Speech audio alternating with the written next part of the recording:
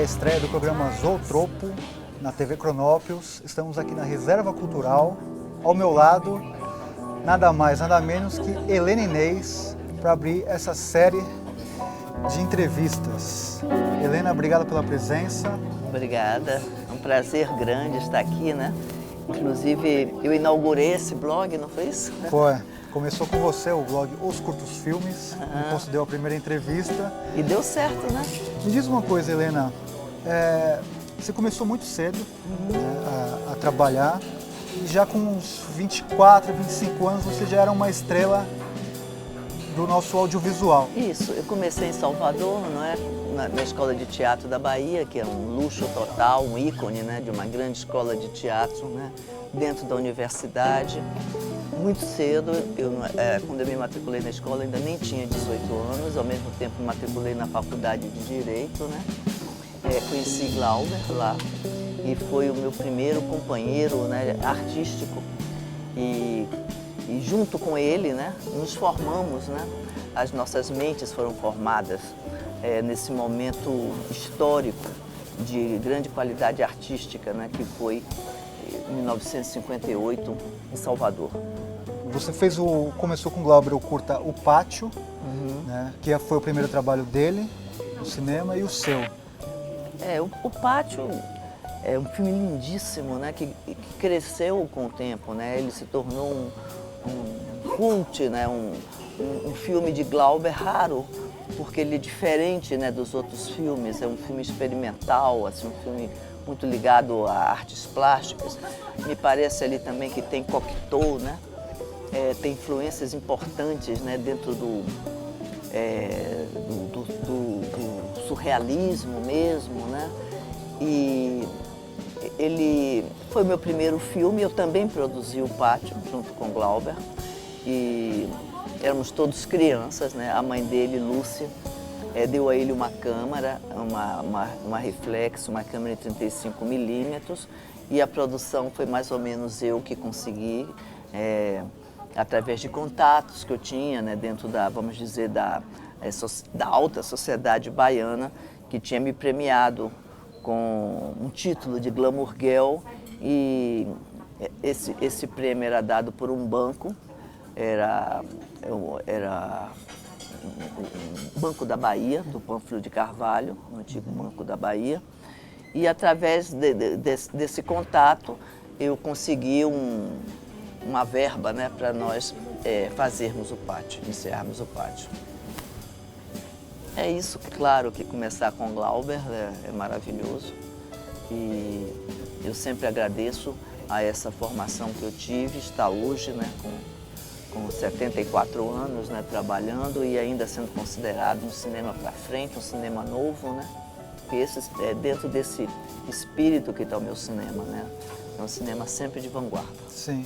E vocês já tinham noção que estavam construindo ali uma obra de impacto? Estavam construindo uma história que deixaria um legado para as pessoas? Assim? De uma certa forma, sim, né? Porque o cinema brasileiro naquela época era chanchada e Veracruz. E aquele filme daquele menino, né? E daquela menina baiana, né? Que estavam surgindo, né, no cenário cultural era muito diferente. E a gente sabia disso. Eu não adorava cinema, assim, para fazer cinema, não era essa a minha intenção. Eu pensava em ser uma atriz de teatro. O teatro me bastava, mas o cinema de Glauber me interessou. Aquele cinema daquele menino, né, também revolucionário, querendo mudar as coisas, como eu, me interessou bastante. Tanto é que no mesmo período eu tinha recusado a trabalhar com Anselmo Duarte, no Pagador de Promessas. Eu ia fazer o papel não a Norma, a outra, casada com Tarcísio Meiro, a Glória Menezes. Ia fazer, eu fui convidada antes dela, porque a atriz anterior tinha pegado uma pneumonia em São Paulo, então ele foi a Salvador sem essa atriz, eu era muito garota ainda na época, e ele me chamou para fazer esse papel, eu achava que inclusive não tinha muito a ver comigo e não aceitei. E você se arrependeu de? Não me arrependi. E quando chega um um convite na tua mão para estrelar um filme, para atuar numa produção cinematográfica, como que você lida com essa questão? Você prioriza o quê? O roteiro, o diretor? Eu acho que o roteiro é muito importante, né? É a base. Mas o roteiro, né, é feito para a gente riscar, né, e mudar na hora de filmar, né? O roteiro tem que ser um elemento móvel, né, dentro de uma produção de cinema também, é vivo, e não a gente se fixar totalmente nele e evitar outras possibilidades. Mas o roteiro é o que mais me interessa. E também, se eu conheço o diretor, eu vejo que através de um roteiro que possa ser não tão interessante, vira um filme interessante. Há essa possibilidade também. A gente vê o roteiro sempre como um começo de tudo, né? E não o definitivo para um filme. Sim. Você está falando de roteiro, no seu filme Canção de Bal, você usou muito o recurso do teatro no roteiro. E você disse que as produções cinematográficas nacionais têm um certo preconceito em relação à linguagem do teatro, né? Para usar no roteiro mesmo, né? A fala, o diálogo, enfim. Você acha que isso ainda persiste? O cineasta ter pouca formação no teatro? Você acha que isso era uma coisa necessária para enriquecer o trabalho? É claro, né? Claro. Não se pode fazer cinema sem conhecer teatro, né? Que tudo veio dessa a primeira manifestação do homem artística, né? Que é ele se expressar com o próprio corpo, né? Que é a base do teatro, é o fundamento do teatro, né? Essa necessidade de expressão, né? Pessoal e física. É impossível ir para entrar no cinema sem conhecer, né, essas origens. Mas no meu caso, em Canção de Bal, eu usei uma ideia, um princípio, uma inspiração em Brecht, que norteia todo o meu trabalho, não só em cinema, como em teatro. Mas não é um filme teatral, ao contrário, é um filme profundamente cinematográfico, que ganhou um prêmio internacional, né, em Trieste, como experimentação da linguagem cinematográfica, né? Ele é profundamente cinematográfico, e o teatro simplesmente veio da inspiração do roteiro e dos diálogos. Mas a maneira de fazer o filme foi concebida como imagens em movimento, então é cinema mesmo, né? A beleza foi o começo de tudo, né, lá atrás, mas a beleza ela também se transforma, ela muda com o tempo, ela vira uma outra coisa. Então, eu nem sei se lidei bem ou mal com essa história da beleza, tá entendendo? Isso ainda é uma questão de eu meditar e descobrir, né? Porque a coisa não é simples assim, né? A beleza pode apavorar você. Uma menina bela e inteligente, a beleza pode ser um estorvo na vida dela. Ela pode ser uma atrapalhação imensa, alguma coisa que perturbe ela, as cantadas, o que ela ouve dos homens, a própria trajetória dela, ainda muito jovem e sem possibilidade mesmo, né, de arcar com essa beleza, né, que às vezes vem totalmente dada e é uma questão da natureza, mas que pesa, né? E inclusive eu conheci várias jovens, várias não, digo duas, porque já é uma quantidade enorme, duas meninas belíssimas e suicidas da minha geração. Uma com 16 anos e outra com 22. Então, a beleza, lidar com a beleza é complicado, não é só não se aproveitar dela. Pode ser o contrário, você esnobá-la, você não aceitar a sua própria beleza, porque você quer se afirmar como ser humano, quer se afirmar como artista. Então, essa beleza pode atrapalhar até. Né? Então eu estou ainda meditando como foi que eu lidei com aquela beleza extraordinária que apareceu no Padre e a Moça, né? Você é uma artista inquieta que não só atua, como dirige. Você começou a dirigir curtas. Como que foi essa experiência? Como que foi essa ideia de sair de frente das câmeras e ir para trás das câmeras, que é um desafio em tanto, né? Então, em 2002 eu li uma notícia do jornal sobre um artista, sobre uma ocupação aqui em São Paulo, feito pelo SESC, um festival do Sesc de ocupação de artes plásticas dentro de São Paulo, e que o Vitor Aconte tinha vindo para cá, para São Paulo, e feito uma grande obra de arte pública embaixo do viaduto do Glicério, e que era uma instalação mas de total inclusão. Então, que havia uma parte cultural dentro dessa instalação, desse grande container, que seria uma casa. Teria também um jardim e uma biblioteca e, ao mesmo tempo, banheiros, né, para a população de rua tomar banho, lavar as mãos. Então, era realmente um trabalho interessantíssimo, e que esse trabalho iria ser desmanchado pela prefeitura dentro de 3 dias. Então, dentro desses 3 dias, eu fiz um filme. Fiz um filme, não acreditava que isso fosse feito, que uma tal obra fosse ser destruída, porque ela já tinha sido inaugurada há 30 dias atrás, com grandes pompas, né, com pessoas, com figuras importantes, né, da sociedade, da cultura brasileira, presentes, né? Então tinha sido feito uma grande promoção, né, daquele trabalho, e ele ia ser completamente destruído. Quer dizer, foi somente uma obra de fachada, mas não ia existir, sendo tão necessário naquela região do Glicério. A sua ideia era filmar para eternizar aquilo? Filmei, entrevistei todas as pessoas, era uma coisa unânime. Eles diziam: obra de arte tem que ser como essa. O nome do filme é Reinvenção da Rua, esse filme que eu fiz. Uma obra de arte tem que ser como essa, que interesse a gente, que seja útil para a gente. Isso é impossível que a prefeitura faça isso.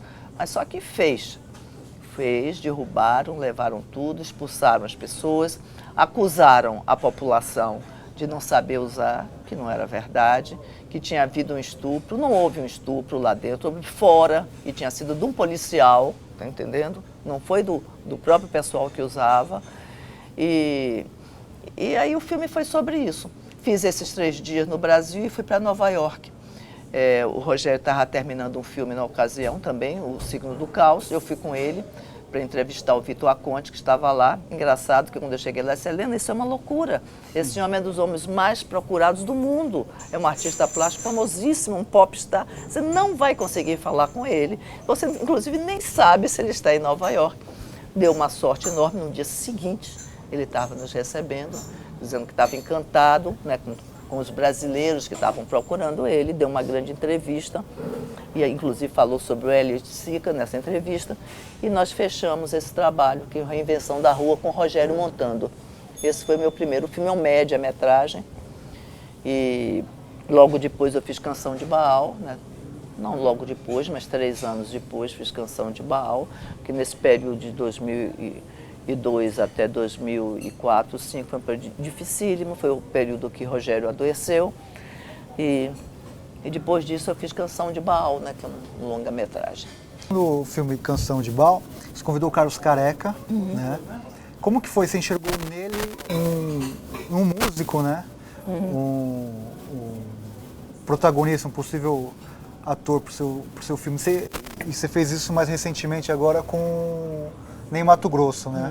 O que você enxerga nos músicos que eles podem acrescentar no filme? Sei. Eu adoro música, eu gosto mais de música do que de cinema. E para mim, o cinema é a melodia do pensamento, ele é completamente musical. E no caso do Canção de Baal, o primeiro ator, músico que eu convidei foi Arrigo Barnabé. O Arrigo não pôde fazer e generosamente me apresentou o Carlos Careca, que eu não conhecia. E quando eu vi Careca, realmente eu vi o Baal na minha frente. Se é só pintar o cabelo de preto que ele vai ficar perfeito. E foi. Careca ficou maravilhoso e correspondeu plenamente ao que eu queria dele como ator. E no caso do Ney Matogrosso, que também já é um grande intérprete, né? Porque o Ney é um ator que canta, né? Ele é um intérprete. Performático, no Performático, ele está muito ligado já, né, na interpretação, né? E também, Em Luz nas Trevas eu não encontrava nenhum ator com essa idade, de mais de 65 anos, que tivesse toda a vitalidade, não é? Essa energia, né, do que eu queria no Bandido, e que também cantasse, né? Porque aquela finalização, né, precisava ser de um cantor. Então, gostei muito de encontrar. Quando pintou a ideia do Ney, que veio das minhas filhas, de Sinai e de Paloma, ambas conversando, chegaram à conclusão que o Ney era o intérprete ideal, passaram para mim e foi como se tivesse tirado uma coisa dos meus olhos. Aí eu vi realmente que o Ney seria um grande luz. E vocês agora, essa parceria deu tão certo que vocês estão fazendo um novo trabalho. Isso, estamos fazendo. O Poder dos Afetos também é um filme que traz a música, né, fortemente em primeiro plano. E é um filme com ele e também com outro músico, o Dan Nakagawa, que traz também uma música também brasileira, além do Dan e do Ney, com maracatu, etc. Legal. E a gente estava falando aqui do Rogério. Você estabeleceu, tanto com o Glauber quanto com o Rogério, uma parceria não só, quer dizer, uma relação não só afetiva, como também uma relação profissional com os dois cineastas, né? Como foi lidar com isso, assim, né? Geralmente, ou tem briga em casa ou tem briga no trabalho. Como que vocês conseguiram conciliar essa vida profissional e afetiva ao longo desses... Com o Rogério eu vivi 35 anos, né? Muito tempo. E ao lado tenho 2 filhas com ele, né? Tenho uma filha com Glauber também, a Paloma, a primeira. E vivemos juntos 5 anos. Não foi uma questão de conciliar, não. Foi de viver, né, naturalmente, né? E é natural que as pessoas se casem com pessoas da mesma profissão, pessoas afins, não é? Não tem nada de especial nisso. É mais difícil lidar, talvez, com a genialidade, que a genialidade, ela de certa forma, ela é até destrutiva, né? No sentido, assim, muitos artistas geniais, eles têm uma vida intensa, né? Eu acho que a genialidade é inteiramente insuportável. Né? A genialidade é uma normalidade no ser humano, é um a mais. Não é? E ela é dificílimo de se lidar. E não há como contemporizar isso. Eu estou com um novo filme, chama-se Feio Eu. É um ensaio cinematográfico, é um documentário de ficção. E ele foi selecionado para o Festival do Rio. E ultimamente eu tenho sido convidada para júri de grandes festivais internacionais, como em Roterdã, na Holanda, e agora o Festival do Rio, no Brasil. O subtítulo do programa Zootropo é Revelar para você o que o cinema te revela. Eu queria saber da Helena Inês o que o cinema te revela. O cinema, ele me revela o sonho, né? A possibilidade de criar uma imaginação que vem à frente, né? E é isso. O cinema, ele pode revelar tudo. Ele tem um poder enorme mesmo de revelar, né? E a mim o que ele revela é isso, é o sonho.